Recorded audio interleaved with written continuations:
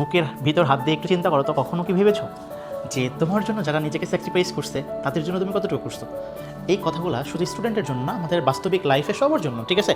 তো দিন শেষে দেখা যায় যে একটি স্টুডেন্টের ক্ষেত্রে যদি আমি একটু চিন্তা করি, যে একটি স্টুডেন্টের পিছনে কিন্তু বাবা মা মানে অগাধ পরিশ্রম করেন, সেই পরিশ্রম আসলে শেষই নাই।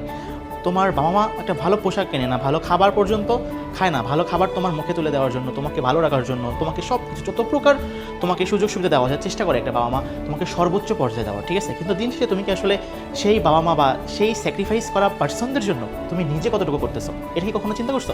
একটু চিন্তা করবা যে আসলে তুমি তোমার তাদের স্বপ্নগুলোকে তুমি আসলে কি মাটি চাপা দিচ্ছ নাকি নিজে নিজে খুন করতেছো, বিষয়টা কিন্তু এমন, ঠিক আছে? তো এখনও বলতেছি, যারা এখনও পর্যন্ত নিজের এই চিন্তাধারার ভিতরে আসো নাই যে আমি তাদের মুখে হাসি ফোটাবো সেই কথাগুলোর জন্য, বা সেই কথাগুলো শুনতে পাবে আমার বাবা মাকে কেউ জিজ্ঞেস করবে যে না তোমার সন্তান সফলতা পেয়েছে বা তোমার সন্তান সফল হয়েছে, এই কথাটা না শোনা পর্যন্ত তুমি কখনো হাল ছেড়ে দিও না। মনে রাখবা, তুমি কনসিস্টেন্সিটা ধরে রাখবা, দিন শেষে তুমি জয়ী হবা, তোমার বাবা মার মুখে হাসি ফুটবে। সো এই কথাটাও চিন্তা করে, নিজের বাবা মার কথা চিন্তা করে এখনও পর্যন্ত যারা আসছো, নিজের জায়গাটা শক্ত করে ধরে রাখো।